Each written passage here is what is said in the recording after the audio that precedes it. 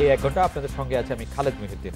সবশেষের খবর, আলোচনা আর বিশ্লেষণ নিয়ে থাকছি নুসরাত হক, আর খেলাধুলার খবর জানাবো আমি সাইদ সাদিক। তবে আগে জানিয়ে দিচ্ছি শিরোনাম। জামায়াতের বিচারে আবারও আইন সংশোধনের উদ্যোগ খসড়া যাচ্ছে মন্ত্রিপরিষদ বিভাগে।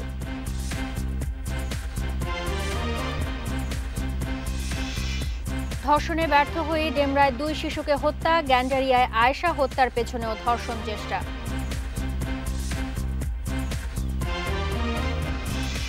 রাত 9টায় বাংলাদেশ আজ মতামত পাঠানোর বিষয়, জামায়াতের বিচারে ফের আইন সংশোধনের উদ্যোগ। মতামত পাঠাতে পারেন এসএমএস অথবা ফেসবুকে। আপনাদের মতামত জানিয়ে দিচ্ছি সংবাদের পরের অংশে। রাজনৈতিক দল হিসেবে জামায়াত নিষিদ্ধে আবারও উদ্যোগ নিচ্ছে সরকার। আন্তর্জাতিক অপরাধ ট্রাইব্যুনালের আইন সংশোধনের খসড়া অনুমোদনের জন্য মন্ত্রিপরিষদে পাঠানোর কথা জানিয়েছেন আইনমন্ত্রী অ্যাডভোকেট আনিসুল হক। এছাড়া বঙ্গবন্ধু হত্যা ও জেল হত্যার নেপথ্যে থাকাদের চিহ্নিত করতে কমিশন গঠনের কথাও জানিয়েছেন তিনি। টানা 2 মেয়াদের শপথ নেয়ার দুদিন পর সচিবালয়ে আইনমন্ত্রীকে শুভেচ্ছা জানান লেজিসলেটিভ ও সংসদ বিভাগের কর্মকর্তারা। এ সময় আনিসুল হক জানান, ৭১-এ মানবতা বিরোধী অপরাধের অভিযোগে সংগঠন হিসেবে জামাত ইসলামীর বিচার শুরুর জন্য আবারও আইন সংশোধনের উদ্যোগ নেওয়া হচ্ছে। সংশোধন হচ্ছে আন্তর্জাতিক অপরাধ ট্রাইব্যুনাল আইন। ক্যাবিনেট ডিভিশনে পাঠিয়ে দিয়েছিলাম এবং ক্যাবিনেট ডিভিশনে কিছু লেজিসলেটিভ ভাষা আবারও একটু করার জন্য এটা আমাদের কাছে এখন আছে এবং আমরা যেটা চেষ্টা করব সেটা হচ্ছে যে মাননীয় প্রধানমন্ত্রীর নির্দেশনা নিয়ে এটা আবারও ক্যাবিনেট ডিভিশনে পাঠিয়ে দিব যাতে। এছাড়া বঙ্গবন্ধু হত্যা ও জেল হত্যা নেপথ্যে থাকাদের চিহ্নিত করতে কমিশন গঠন হচ্ছে বলেও জানিয়েছেন আনিসুল হক। এ লক্ষ্যে আইনের খসড়া প্রণয়নের নির্দেশ দেন সংশ্লিষ্ট কর্মকর্তাদের। এই কমিশনের জন্য একটা টিওআর বা রুলস অর রেগুলেশনস প্রণয়ন করা এবং আমরা মানে আপনারা এবং আমরা সেই দায়িত্বে পিছিয়ে যাব না, আমরা সেই রূপরেখা তৈরি করব। এবং এছাড়া সাক্ষ্য আইন সহ পুরনো আইন যুগোপযোগী করার কাজ অব্যাহত রাখার কথাও জানিয়েছেন আইনমন্ত্রী। গত 5 বছর। Ariful Islam Mithu, independent News, Dhaka. 1973 সালে যে আইনটি করা হয়েছিল সেটি করা হয়েছিল মূলত আন্তর্জাতিক অপরাধ ট্রাইব্যুনালে মানবতা বিরোধী ব্যক্তিদের জন্য। সেজন্য সেই বিদ্যমান আইনটির আওতায় জামায়াতকে দল হিসেবে আসলে বিচার কাজ করা যায়নি। আইনমন্ত্রী এর আগে বলেছিলেন যে আইনটি সংশোধন করে জামায়াতকে দল হিসেবে বিচার কাজ শুরু করা যাবে। যদিও 4 বছর আগে এই ধরনের একটি উদ্যোগ নিয়েছিল সরকার, কিন্তু মন্ত্রিসভায় বিভিন্ন কারণে সেটি আসলে ওঠেনি। 4 বছর আগে যে উদ্যোগটি নেওয়া হয়েছিল, এবারের উদ্যোগটি তার থেকে একটু ভিন্ন রকম আমার মনে হয়। কারণ 4 বছর আগে যখন এই উদ্যোগটি সরকার নিয়েছিল, সেই উদ্যোগের মধ্যে কিছুটা রাজনৈতিক হিসাব নিকাশ ছিল। সেই রাজনৈতিক হিসাব নিকাশটা অনেকটা এরকম ছিল যে জামায়াতকে নিষিদ্ধের কথা বলে চাপে রেখে বিএনপিকে জামায়াতের সঙ্গ ছাড়তে বাধ্য করা বা দেখা, মানুষের সামনে বিএনপির জামায়াত সংশ্লিষ্টতার কথা বেশি বেশি করে বলা, সেটি ছিল আসলে অনেকটা, মানে আমি যতদূর বুঝি অনেকটা তার জন্য মুখ্য কারণ।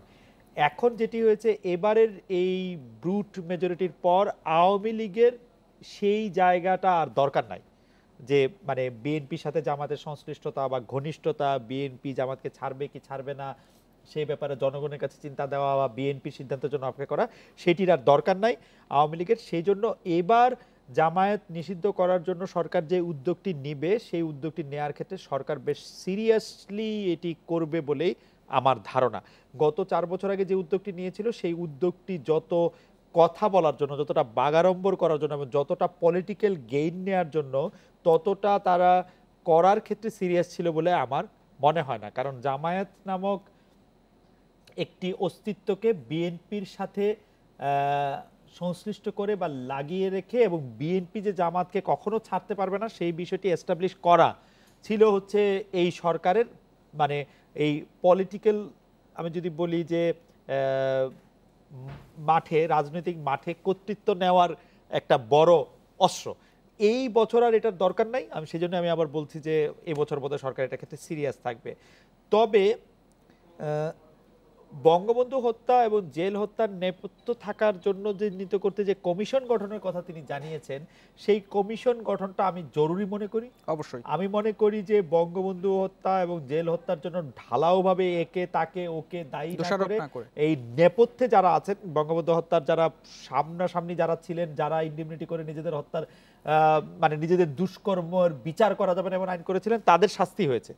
কিন্তু নেপথ্যে যারা ছিলেন এবং জেল হত্যার মতো একটা নৃশংস ঘটনা যারা নেপথ্যে থাকতে পেরেছেন, কাজ করেছেন, মানে ঘুঁটি নাড়াচাড়া করেছেন, তাদেরকে যদি চিহ্নিত করার জন্য একটি কমিশন যদি কাজ করে, আমি মনে করব বাংলাদেশের এটি ইতিহাসের প্রতি শ্রদ্ধা জানানো হবে। বাংলাদেশের যারা স্বাধীনতা আনার জন্য, বাংলাদেশকে একটি স্বাধীন রাষ্ট্র হিসেবে দেওয়ার জন্য যারা নিজেদের জীবন পণ করেছিলেন, স্বাধীন দেশে তাদের এই মৃত্যু, তাদের এই হত্যাকাণ্ডের বিচার করা এটা ঐতিহাসিক দায় মুক্তি হবে বলে আমার মনে হয়।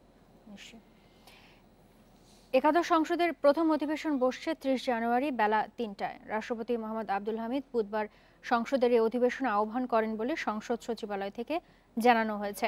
নিয়ম অনুযায়ী নতুন সংসদের প্রথম অধিবেশনের শুরুর দিন ভাষণ দেবেন রাষ্ট্রপতি মোহাম্মদ আব্দুল হামিদ। পরে অধিবেশন জুড়ে ওই ভাষণের উপর আলোচনা করবেন সংসদ সদস্যরা। অধিবেশন শুরুর পর প্রথমেই হবে স্পিকার ও ডেপুটি স্পিকার নির্বাচন। রীতি অনুযায়ী নির্বাচিত হবেন সংসদ নেতা ও উপনেতা এবং বিরোধী দলের নেতা, উপনেতা ও সংসদের চিফ হুইপ। দশম সংসদের মেয়াদ পূর্ণ হবে 28 জানুয়ারি। চৌধুরী সংসদ সদস্য নির্বাচিত।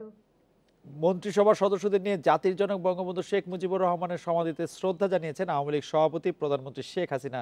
দুপুরে টুঙ্গিপাড়ায় শ্রদ্ধা জানানোর পর জাতির পিতার স্বপ্ন পূরণে কাজ করার কথা জানিয়েছেন ওবায়দুল কাদের। উন্নয়নের ধারা অব্যাহত রাখার প্রত্যয় জানিয়েছেন নতুন মন্ত্রীরা। একাদশ সংসদ নির্বাচনে আওয়ামী লীগের নিরঙ্কুশ জয়ের পর সরকার গঠন করে জাতির জনকের সমাধিতে শ্রদ্ধা জানাতে টুঙ্গিপাড়ায় আসেন বঙ্গবন্ধু কন্যা প্রধানমন্ত্রী শেখ হাসিনা। তার সঙ্গে ছিলেন ছোট বোন শেখ রেহানা। এ সময় রাষ্ট্রীয় সম্মান জানায় সশস্ত্র বাহিনীর একটি চৌকস দল। বিগলে বেজে ওঠে করুণ সুর।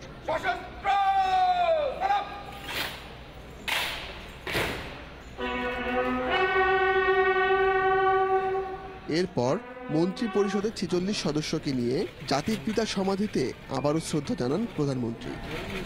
পরে আওয়ামী লীগ সাধারণ সম্পাদক জানান জাতির জনকের স্বপ্ন পূরণে কাজ করবে নতুন মন্ত্রিসভা। আরো উন্নত, আরো সমৃদ্ধ বাংলাদেশ, আরো আলোকিত বাংলাদেশ আমরা দেখতে পাব। জাতির পিতার সমাধিতে আমরা শ্রদ্ধা নিবেদন করতে এসেছি এবং এই শপথই নিচ্ছি যে আমরা মানুষের পাশে থাকব, মাটির কাছে থাকব, জনগণের স্বার্থে আমরা কাজ করব। আগামী 5 বছরও সরকারের উন্নয়নের ধারা অব্যাহত রাখার প্রত্যয়ের কথা জানান মন্ত্রিসভার সদস্যরা। বাংলাদেশের স্বপ্নের কথা বলেছিলেন, সেটি বাস্তবায়িত হয়েছে। দিন বদলের কথা বলেছিলেন, দিন বদল হয়েছে। যেমন বাংলাদেশে এখন খালি পায়ে মানুষ দেখা যায় না, বাংলাদেশে ছেঁড়া কাপড় পরা মানুষ দেখা যায় না, বাংলাদেশে সন্ধ্যার পরে মা আমাকে একটু বাসি ভাত দেন এই ডাক শোনা যায় না। কবিতায় কুঁড়েঘর আছে, বাস্তবে আকাশ থেকেও কুঁড়েঘর খুঁজে পাওয়া যায় না, কঠিন। কৃষিকে লাভজনক করা, আর একটা হলো আগামী প্রজন্ম বা আমাদের যারা তরুণ এবং আমাদের শিশু, তাদের জন্য পুষ্টিসম্মত এবং নিরাপদ খাদ্যের নিশ্চয়তা বিধান করা। নিরাপত্তার কারণে প্রধানমন্ত্রী হেলিকপ্টারে টুঙ্গিপাড়া এলেও মন্ত্রীরা আসেন বাসে করে। একে নজিরবিহীন ঘটনা বলছেন স্থানীয়রা। চতুর্থ মেয়াদে সরকার গঠনের পর তারুণ্য নির্ভর মন্ত্রিসভা গঠন করেছেন প্রধানমন্ত্রী শেখ হাসিনা। টুঙ্গিপাড়ায় বঙ্গবন্ধুর সমাধিতে শ্রদ্ধা নিবেদন শেষে সেই মন্ত্রিসভা সদস্যরা বললেন, গত 10 বছরে দেশের যে উন্নয়নের ধারা সূচিত হয়েছে, আগামীতেও তা অব্যাহত রাখবেন তারা। Ashik Hossain, Independent News, Tungipara, Gopalganj. একাদশ সংসদ নির্বাচনে ব্রাহ্মণবাড়িয়া 2 আসনে জয় পেয়েছেন বিএনপি প্রার্থী উকিল আব্দুস সাত্তার ভূঁইয়া। স্বতন্ত্র প্রার্থী মাইনুদ্দিন মঈনকে 8572 ভোটে হারিয়েছেন তিনি। স্থগিত থাকা 3 কেন্দ্রে আব্দুস সাত্তার পেয়েছেন 1274 ভোট, মাইনুদ্দিন পেয়েছেন 2855 ভোট। সব কেন্দ্র মিলিয়ে ধানের শীষের প্রার্থী সাত্তার ভূঁইয়া স্বতন্ত্র প্রার্থী মাইনের চেয়ে 8578 ভোট বেশি পেয়েছেন। স্থগিত 3 কেন্দ্রে সকাল 8টা থেকে বিকাল 4টা পর্যন্ত চলে ভোট গ্রহণ। 30 ডিসেম্বর অনিয়মের অভিযোগে এসব কেন্দ্রে ভোট গ্রহণ স্থগিত করা হয়েছিল।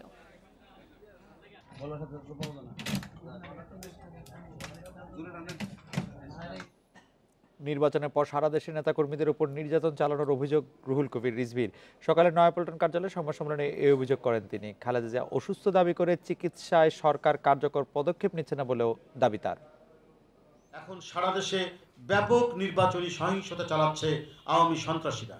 রাষ্ট্রের সব শক্তি প্রয়োগ করে প্রতিদ্বন্দ্বী প্রার্থীদের দমন করে বিরোধী দলের নেতাকর্মীদের হত্যা, খুন, ধর্ষণ মামলা থেকে শুরু করে নেতাকর্মীদের বাড়িঘরে অগ্নিসংযোগ ও ভাঙচুর করা হচ্ছে। শিশু নুসরাত ও ফারিয়াকে ধর্ষণে ব্যর্থ হয়ে শ্বাসরোধে হত্যা করা হয়েছে বলে জানিয়েছে পুলিশ। এ ঘটনায় অভিযুক্ত গোলাম মোস্তফা ও আজিজুল বাওয়ানিকে গ্রেপ্তারের পর সংবাদ সম্মেলনে এ তথ্য দিয়েছেন পুলিশের ওয়ারি বিভাগের উপকমিশনার ফরিদ উদ্দিন। এদিকে মোস্তফা ও আজিজুল আদালতে 164 ধারায় স্বীকারোক্তিমূলক জবানবন্দি দিয়েছেন। সোমবার ডেমরার কোনাপাড়ার শাহজাহান রোডে খেলছিল দুই শিশু নুসরাত ও ফারিয়া। এ সময় তাদের সাজিয়ে দেওয়ার কথা বলে ডেকে নিয়ে যায় প্রতিবেশী মোস্তফা ও আজিজুল। পরে তাদের ধর্ষণের চেষ্টায় ব্যর্থ হয়ে শ্বাসরোধে হত্যা করে তারা। মরদেহ লুকিয়ে পালিয়ে যায় সেখান থেকে। তাদের গ্রেপ্তারের পর সংবাদ সম্মেলনে পুলিশের ওয়ারি বিভাগের ডিসি ফরিদ উদ্দিন জানান, মঙ্গলবার মামলা হওয়ার পর যাত্রাবাড়ির ভাঙা ব্রিজ থেকে গ্রেপ্তার করা হয় প্রধান আসামি মোস্তফাকে। তার দেয়া তথ্যে ডেমরা কাউন্সিল এলাকা থেকে গ্রেপ্তার হয় আজিজুল। যখন দর্শন করতে উদ্যত হয় তখন ছোট বাচ্চা তারা চিৎকার চেঁচামেচি করে, তাদেরকে কন্ট্রোল করা যায়নি। তাদের দুজনকে প্রথমে ফারিয়া আক্তার দোলাকে আসামি আজিজুল সে গলা টিপে হত্যা করে। এর পরক্ষণেই নুসরাত জাহানকে মুস্তফা সে গামছা দিয়ে পেঁচিয়ে হত্যা করে। এদিকে গ্যান্ডারিয়ায় 2 বছরের শিশু আয়েশা হত্যার রহস্য উদ্ঘাটন করেছে পুলিশ। শনিবার দিননাথ সেন রোডের 4তলা বাড়ির মালিক নাহিদ আয়েশাকে খাবারের লোভ দেখিয়ে বাসায় নিয়ে যায়। পরে ধর্ষণে ব্যর্থ হয়ে শিশুটিকে ফেলে দেয় 3 তলা থেকে। এই যে আসামি নাহিদ এই বাচ্চাটাকেও দর্শনের উদ্দেশ্যে বাসায় তুলে নেয় এবং পরবর্তীতে তার মেয়ে যেহেতু এই ঘটনাটা দেখে ফেলে বা বুঝে ফেলে, তখন এই বাচ্চাটাকে মেরে ফেলার উদ্দেশ্যে এই 3 তলা থেকে নিচে ছুঁড়ে ফেলে। এসব ঘটনার পেছনে মাদকাসক্তি ও মানসিক বিকৃতির কথা জানাচ্ছে পুলিশ। পাশাপাশি জোর দিচ্ছে সামাজিক সচেতনতা বৃদ্ধির ওপর। Masudur Rahman, Independent News, Dhaka. বাণিজ্যমন্ত্রীর আশ্বাসের পরও রাজধানীতে সড়ক অবরোধ করেছে পোশাক শ্রমিকরা। সকালে মিরপুরের কালশীতে 5 ঘন্টা বিক্ষোভ করে আন্দোলনকারীরা। সড়ক অবরোধ করেছে সাভার ও গাজীপুরেও। এই আন্দোলনের পেছনে বিরোধী পক্ষের ইন্ধন দেখতে পাচ্ছেন মন্ত্রী। বেতন ভাতা বাড়ানোর দাবিতে সকাল 8টা থেকে রাজধানীর কালশীতে 22 তলা ভবনের সামনে অবস্থান নেয় পোশাক শ্রমিকরা। সড়কে অবরোধে বন্ধ হয়ে যায় যান চলাচল। 5 ঘন্টা বিক্ষোভ শেষে 4র্থ দিনের কর্মসূচি স্থগিত করে স্ট্যান্ডার্ড গ্রুপের পোশাক শ্রমিকরা। কিন্তু আন্দোলন চালিয়ে যাবার ঘোষণা তাদের। মালিক পক্ষ তো জানাইলে মালিক আসবে শ্রমিকের কাছে, শ্রমিকের এসে বলবে যে হ্যাঁ ভাই আপনাদের দাবি আমরা অমুক দিন মেনে নেব, আপনারা ঘরে ফিরে যান। মালিক কি জানাইছে সেটা আপনাকে? আমাদের প্রধানমন্ত্রীর যে ঘোষিত বেতন, সেই বাড়তি বেতন সহকারে আমরা বেতন চাই, তারপরে আমরা কাজে যোগদান করব। পুলিশ জানিয়েছে রোববার থেকে সরকারি কাঠামো অনুযায়ী বেতন দেওয়ার আশ্বাস দিয়েছে মালিক পক্ষ।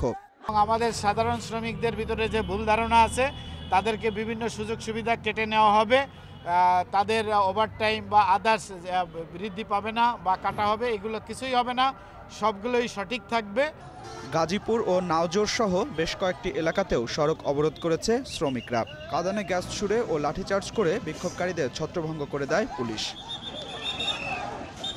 এদিকে সাভার বাসস্ট্যান্ড এলাকায় বিভিন্ন কারখানায় অনির্দিষ্টকালে ছুটি ঘোষণা করলে ক্ষুব্ধ হয়ে রাস্তায় নামে শ্রমিকরা। এ সময় তাদের ধাওয়া দিয়ে সরিয়ে দেয় পুলিশ। আন্দোলন না করে শ্রমিকদের কাজে মনোযোগ দেওয়ার আহ্বান জানিয়েছেন বাণিজ্যমন্ত্রী। আবারও আশ্বাস দিয়েছেন 1 মাসের মধ্যে দূর করা হবে বেতনের অসঙ্গতি। ভিতরে রাস্তায় ঢুকে গাড়ি ঘোড়া ভাঙচুর করেছে, কি করেছে যার সাথে কোনো ফ্যাক্টরি কানেকশন, কারা এসে ভাঙছে তাদেরকে আদৌ শ্রমিক কিনা, কারণ আগের অভিজ্ঞতা আছে শ্রমিকের বাইরেও কিছু লোক হেলমেট পরে পরে এসে ভেঙেছে যারা কিন্তু শ্রমিক ছিল না। যার জন্য আপনাদের কাছে আবেদন, আমাদের এটা তো দেশটাকে তো আমাদের সবার মিলেই আগাতে। পোশাক খাতের বেতন কাঠামো নিয়ে কাজ শুরু করেছে 12 সদস্যের committee. Adilur Rahman, Independent News, Dhaka. এদিকে শ্রমিকদের বেতন নিয়ে অভিযোগ থাকলে বিজিএমইএতে জানানোর আহ্বান জানিয়েছেন সংগঠনের সভাপতি সিদ্দিকুর রহমান। বিকেলে রাজধানী বসুন্ধরা আন্তর্জাতিক কনভেনশন সিটিতে এক অনুষ্ঠানে তিনি এই আহ্বান জানান। শ্রমিক ভাই বোনদেরকে অনুরোধ করব তারা যেন তাদের স্ব কাজে ফিরে যায়, এই সব গুজবে কান না দিয়ে, যদি কারো বেতন না বেড়ে থাকে তাহলে তারা ফ্যাক্টরি লেভেলে কথা বলে ঠিক করতে পারবেন, যদি তা না হয় তারা বিজিএমইতে আসতে পারবেন। সরকার জনবিচ্ছিন্ন বলেই শ্রমিকের ন্যায্য দাবিকে ভয়ের চোখে দেখছে বলে মন্তব্য বিএনপি মহাসচিব মির্জা ফখরুল ইসলাম আলমগীরের। পাশাপাশি পোশাক শ্রমিকদের দাবি মেনে নেওয়ার আহ্বানও জানিয়েছেন তিনি। দুপুরে গণমাধ্যমে পাঠানো এক বিবৃতিতে তার অভিযোগ, অধিকার আদায়ে প্রতিবাদী মানুষের নিরাপত্তা সংকটাপন্ন। নির্বাচনের পর সরকার আরও বেপরোয়া বলেও দাবি মির্জা ফখরুলের। জানান, চলমান আন্দোলনে এক শ্রমিকের মৃত্যু হয়েছে। শ্রমিকদের অর্থনীতির চালিকা শক্তি উল্লেখ করে তাদের যৌক্তিক দাবিকে অবহেলা না করতে সরকারের প্রতি আহ্বানও জানান বিএনপি মহাসচিব। এক মাসের বেতন পাওয়ার আশ্বাসে ধর্মঘট তুলে নিয়েছে বিআরটিসির জোয়ার সাহারা ডিপোর শ্রমিকেরা। আরও 8 মাসের বকেয়া বেতন কিস্তিতে পরিশোধ করার প্রতিশ্রুতি দিয়েছে কর্তৃপক্ষ, কিন্তু কথা না রাখলে সারা দেশে আন্দোলন ছড়িয়ে দেওয়ার হুঁশিয়ারি দিয়েছেন শ্রমিকেরা। কয়েক বছর ধরে নিয়মিত বেতন পান না রাষ্ট্রায়ত্ত পরিবহন প্রতিষ্ঠান বিআরটিসির জোয়ার সাহারা ডিপোর কর্মীরা। সব মিলিয়ে 9 মাসের বেতন বকেয়া পড়েছে চালক ও শ্রমিকদের। বেতনের দাবিতে মঙ্গলবার থেকে ধর্মঘটে যায় তারা। শ্রমিকদের অভিযোগ, তারা বেতন না পেলেও উচ্চপদস্থ কর্মকর্তারা নিয়মিতই পাচ্ছেন। আর কর্মকর্তারা বললেন, লোকসানের কারণে শ্রমিকদের বেতন অনিয়মিত হয়েছে। একে খোঁড়া অজুহাত বলছেন আন্দোলনকারীরা। হেড অফিসে 1 তারিখে বেতন পায়, প্রতি মাসের 1 তারিখে, কিন্তু আমরা এখানে 9 মাসে বেতন বকেয়া। 5000 টাকার জন্য আমি স্কুলে বাচ্চা ভর্তি করতে পারতেছি না। এইটা হচ্ছে সবচেয়ে আমার কাছে লজ্জাজনক বিষয়। 1 তারিখে অনেকের বাসা থেকে বের করে দিচ্ছে, আর অনেকের রাস্তাতে আছে। রাষ্ট্রীয়করণ না করলে এই পর্যন্ত ধ্বংসের মুখে চলে যাবে যত গাড়ি দিক। শ্রমিকদের কাজে ফেরাতে ডিপোতে যান পুলিশের গুলশান জোনের ডিসি। বিআরটিসি কর্তৃপক্ষ শ্রমিকদের মধ্যে মধ্যস্থতা করেন তিনি। যে পরিমাণ টাকাটা পাওয়ার কথা আসলে ওনারা পান নাই, তাদের মনে একটা দুঃখ থাকবে, খুব স্বাভাবিক। মানে এইভাবে দিনের পর দিন বন্ধ হয়ে থাকলে এটা ইম্প্যাক্ট কিন্তু আপনাদের উপরে পড়বে। ব্যাপারটা বুঝতে পারছি? এটা যদি 1 মাস বন্ধ থাকে, এর ইম্প্যাক্টটা কিন্তু আপনাদের উপরে। এই টাকা দিয়ে ইনকাম করে আপনাদের বেতন দেওয়া হয়। ডিপোর ম্যানেজার জানান, শিগগিরই নতুন কিছু বাস যোগ হবে এই ডিপোতে। আয় বাড়লে প্রতি মাসের বেতনের সাথে 1 মাসের বকেয়া বেতন পরিশোধ করা হবে। এই মাসে 2টি বেতন প্রায় 1 কোটি টাকা আপনাদেরকে দেওয়া হলো। ফেব্রুয়ারি মাসে যেহেতু আমাদের গাড়িগুলো আসবে, ফেব্রুয়ারি মাসে আমরা রেগুলার একটা বেতন দিব, এবং মার্চের 31 তারিখের মধ্যে আমরা 2টা বেতন দিব। এপ্রিলের মধ্যে আবার এপ্রিলের 30-এর মধ্যে আবার 2টা বেতন দিব। এই ডিপোতে সচল গাড়ি আছে 120টি, শ্রমিক কর্মচারী প্রায় 500। প্রতি মাসে বেতন বাবদ ব্যয় প্রায় 50 লাখ টাকা। শ্রমিকদের অভিযোগ, অনেক ডিপোতেই বেতন নিয়মিত হয় না। Ruhul Amin, Independent News, Dhaka. Islamic solidarity archery চ্যাম্পিয়নশিপের শ্রেষ্ঠত্ব ধরে রাখা কঠিন হবে মনে করছেন আর্চাররা। মালয়েশিয়া, ইরান, ভারতের মতো শক্তিশালী প্রতিপক্ষ আসায় প্রতিদ্বন্দ্বিতা বেশি হবে বলছেন তারা। ওয়ার্ল্ড র্যাঙ্কিং টুর্নামেন্ট হওয়ায় প্রতিযোগিতার মান বাড়বে বিশ্বাস রোমান বিউটিদের। লম্বা ছুটি শেষে আহসানুল্লাহ মাস্টার স্টেডিয়ামে আবারও আর্চারদের মেলা। সাময়িক মরচে পড়া ফিটনেস পুনরুদ্ধারই প্রাথমিক লক্ষ্য, তাই স্বল্প দূরত্বের নিশানাবাজিতে ব্যস্ত আর্চাররা। 22 থেকে 27 ফেব্রুয়ারি ঢাকায় বসছে তৃতীয় আইএসএসএফ আর্চারি চ্যাম্পিয়নশিপ। এর আগে 7 এবং 8 ফেব্রুয়ারি র্যাঙ্কিং টুর্নামেন্ট। এই টুর্নামেন্টের পরই ঘোষণা করা হবে 16 সদস্যের জাতীয় দল। মালয়েশিয়া আসতেছে, ইরান আসতেছে, আমি যতটুকু জানি ইন্ডিয়া আসতেছে, তো অবশ্যই অনেক প্রতিদ্বন্দ্বিতাপূর্ণ হবে। আশা করি আমরা আমাদের বেস্টটা ট্রাই করব, তখন মাঠেই দেখা যাবে আসলে কতটা আমরা ভালো করতে পারি। মান্থলি যদি আমরা গেম করতে পারি সেক্ষেত্রে ওইখানে ওই প্রেশারটা থাকে না যে অনেকদিন পরে গেম করতেছি বা ভালো হবে কি খারাপ হবে, তো ওই ধারাবাহিকতাটা বজায় থাকলে অবশ্যই ভালো রেজাল্ট হওয়া সম্ভব হয়। প্রথম আসরে রিকার্ভে স্বর্ণ জিতেছিলেন হীরামণি। গত আসরে বলার মতো সাফল্য আসেনি। পরিণত রোমান্সানা এবারে মেটাতে চান অপূর্ণতার আক্ষেপ। সবারই চিন্তা থাকে যে আমি একটা পদক পাবো এবং হয়তোবা গোল্ডের জন্যই লড়বো। তো আমার যেদিক থেকে সবাই চেয়ে আসেন এবং আমার নিজের থেকেও ইচ্ছা যে আমি ফাইনালে যাব এবং গোল্ডের জন্য লড়বো। বাইরের দেশ থেকে অনেক বড় বড় খেলোয়াড়রা আসবে, তো ওরা তো অনেক ভালো পারে, তা আশা করছি যে ওদের থেকে কিছু শিখবো, ভালো একটা র্যাঙ্ক করব। জাতীয় দলে নতুন মুখের সম্ভাবনাও আছে। এবারে প্রতিদ্বন্দ্বিতা গত 2বারের চেয়ে বেশি হবে বলে দাবি কোচের। রোমাঞ্চনের একটা সম্ভাবনা ইনশাল্লাহ থেকে যায়। এখানে যারা নতুন আসছে তাদের মধ্যেও সম্ভাবনা থাকবে, যেমন ইন্ডিভিজুয়াল গোল্ড মেডেলটা যেমন গতবার আমাদের কম্পাউন্ড ছেলে অসীম ধরে রেখেছিল, ইনশাল্লাহ এবারও ট্রাই করবে যে থাকতে পারে। ঢাকায় তৃতীয় আসরে অন্তত 30টি দেশের অংশ নেয়ার কথা রয়েছে। আমিরুল লতিফ, ইন্ডিপেন্ডেন্ট নিউজ, টঙ্গী, গাজীপুর। এক মাসের ঢাকা আন্তর্জাতিক বাণিজ্য মেলা শুরু হয়েছে আজ বিকেলে শেরেবাংলা নগরে মেলার উদ্বোধন করেন রাষ্ট্রপতি মোহাম্মদ আব্দুল হামিদ। বাণিজ্য প্রসারে সরকারের আন্তরিকতা তুলে ধরে নতুন শিল্প কারখানা গড়ে তুলতে ব্যবসায়ীদের এগিয়ে আসার আহ্বান জানান তিনি। একাদশ সংসদ নির্বাচনের কারণে এবার 1 জানুয়ারি মেলা শুরু করা যায়নি। এবার মেলা চলবে 8 ফেব্রুয়ারি পর্যন্ত। প্রতিদিন সকাল 10টা থেকে রাত 10টা পর্যন্ত উন্মুক্ত থাকবে ক্রেতা দর্শনার্থীদের জন্য। নানা ধরনের বাণিজ্য বেড়াজাল প্রতিপালন। আপনাদেরকে নতুন নতুন ধারণা নিয়ে এগিয়ে আসতে হবে। তুলনামূলক সুবিধা ও স্থানীয় সম্ভাবনাকে কাজে লাগিয়ে নতুন শিল্প কারখানা গড়ে তুলতে হবে। তাহলেই কর্মসংস্থান, উৎপাদন ও বিনিয়োগ বাড়বে, দেশ এগিয়ে যাবে। খেলাপি ঋণ আদায় ব্যাংক কোম্পানি আইন সংশোধন হবে বলে জানিয়েছেন অর্থমন্ত্রী আহমদ মুস্তফা কামাল। পাশাপাশি ব্যাংকিং কমিশন করার কোনো প্রয়োজন দেখছেন না তিনি। বিকেলে সচিবালয়ে আর্থিক প্রতিষ্ঠান বিভাগের কর্মকর্তাদের সঙ্গে সভা শেষে এসব কথা জানান মন্ত্রী। আইনের বিভিন্ন সেকশনে, বিভিন্ন ধারায় যে সমস্ত দুর্বলতাগুলো আছে, দুর্বলতাগুলো আমাদের কাটিয়ে উঠতে হবে।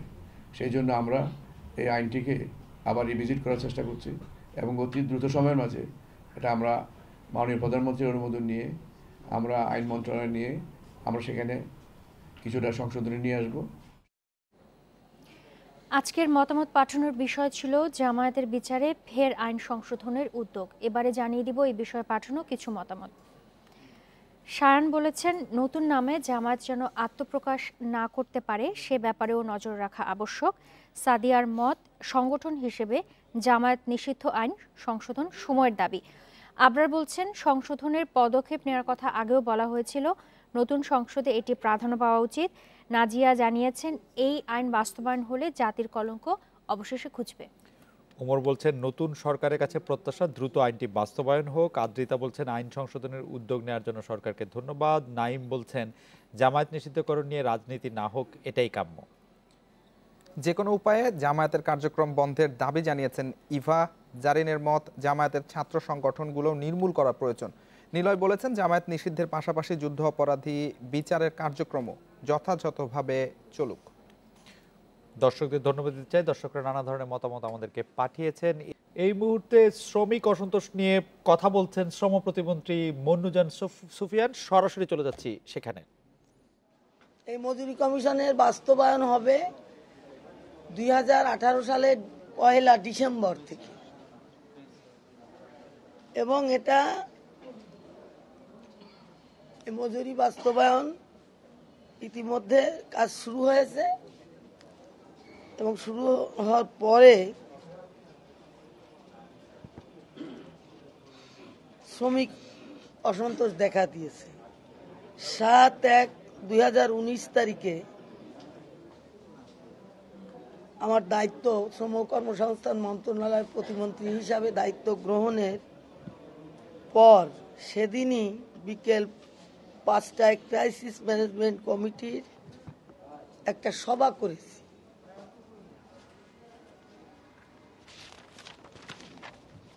সভায় বাণিজ্য মন্ত্রণালয়ের মাননীয় মন্ত্রী, সংশ্লিষ্ট সকল স্টেক হোল্ডাররা উপস্থিত ছিলেন। আমরা সকলের কথা শুনে আমরা সকলের পরামর্শ অনুযায়ী নিম্নতম মজুরি কাঠামো পর্যালোচনা করে কোনো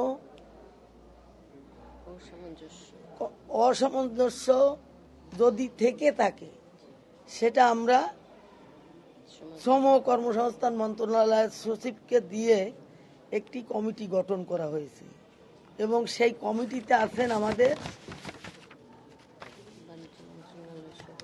বাণিজ্য মন্ত্রণালয় সহ গার্মেন্ট সেক্টরের শ্রমিক মালিক, অন্যান্য স্টেক হোল্ডাররা যারা আছেন তারা এই কমিটিতে অন্তর্ভুক্ত।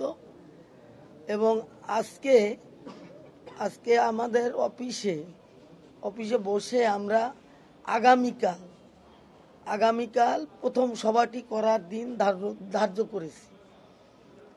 বিকাল 3টায় আমাদের এই সভা, সেই অনুযায়ী আমরা কালকে প্রথম বৈঠকে শ্রম সচিবের নেতৃত্বে এটা বসা হবে এবং সকলের কথা ধৈর্য সহকারে শোনা হবে এবং শুনে যদি বেতন কাঠামো থেকে বেসিক বা গ্রসের মধ্যে কোনো অসামঞ্জস্য থেকে থাকে অবশ্যই এটা মেটানো হবে, যাতে করে আপনারা জানেন যে বঙ্গবন্ধু ছিলেন এদেশের জনগণের বন্ধু এবং কৃষক শ্রমিক সাধারণ মানুষ ছিল ওনার প্রাণের মানুষ। তারই কন্যা জননেত্রী শেখ হাসিনা আমাদের প্রধানমন্ত্রী চতুর্থবারের মতো তিনি শপথ নিয়েছেন এবং এই যখন নিম্নতম মজুরি বোর্ডে গার্মেন্টস শ্রমিকদের মজুরি নিয়ে মালিকদের সাথে দর কষাকষি শুরু হয়, অ্যাট লাস্ট ওনার শরণাপন্ন শ্রম কর্মসংস্থান মন্ত্রণালয়ের প্রতিমন্ত্রী আমাদের মুজিবুল হক চুন্নু সাহেব শরণাপন্ন হন এবং মাননীয় প্রধানমন্ত্রী জননেত্রী শেখ হাসিনা তিনি মালিকদের ডেকেই এটার ফয়সালা করে দেন। বগুড়ার মহাস্থান জাদুঘরের সৌন্দর্য বাড়িয়েছে রং বেরঙের ফুলের বাগান। লাগানো হয়েছে 10 জাতের গোলাপ সহ 50 রকমের ফুল গাছ। প্রত্নতাত্ত্বিক নিদর্শনের পাশাপাশি পর্যটকরা এখন সময় কাটাচ্ছেন বাগানেও। মৌর্য পূর্ব, মৌর্য, গুপ্ত, পাল ও সেন সহ নানা আমলের নিদর্শনের টানে প্রতি বছর মহাস্থান জাদুঘরে আসে কয়েক লাখ পর্যটক। সৌন্দর্য বাড়াতে বহুদিন আগে জাদুঘর চত্বরে বাগান গড়ে তোলা হয়, কিন্তু বাগানটি এতদিন পর্যটকদের আকৃষ্ট করতে পারেনি। তাই এবার ফুল বাগানেও বাড়তি নজর দিয়েছে কর্তৃপক্ষ। জাদুঘরে ঢোকার জন্য আসছি, কিন্তু প্রথমে আসাই এত ভালো লাগছে, ফুলগুলো এত সুন্দর, প্রথমে আকর্ষণ করতেছে ফুলগুলো, মানে আমরা এখনো ভিতরে যাইনি। বাগানে লাগানো হয়েছে নানা রঙের 10 জাতের গোলাপ, আছে বিদেশি ফুলের গাছও, যেমন ডালিয়ানকা, ডাইনটেস, গেজিনিয়া। এই ফুলগুলো ফোটে প্রায় জানুয়ারি শেষে, ওই ফেব্রুয়ারি মাঝামাঝির দিকে ফুলগুলো সবগুলো ফুটে। প্রতি বছর জানুয়ারি শেষে ফুল বাগানে ঝাঁকে ঝাঁকে প্রজাপতি আসে, এবারও সে সম্ভাবনার কথাই বলছে কর্তৃপক্ষ। জানুয়ারি মাসের শেষে এই বাগানে বিভিন্ন প্রকারের বা বিভিন্ন প্রজাপতির আগমন ঘটে থাকে। সেই প্রজাপতি দেখে পর্যটকবৃন্দ অনেক আকৃষ্ট। মহাস্থানের আশেপাশের এলাকায় ফুলের বাগান করা হলে পর্যটকের সংখ্যা আরও বাড়বে বলে মনে করছে জাদুঘর কর্তৃপক্ষ।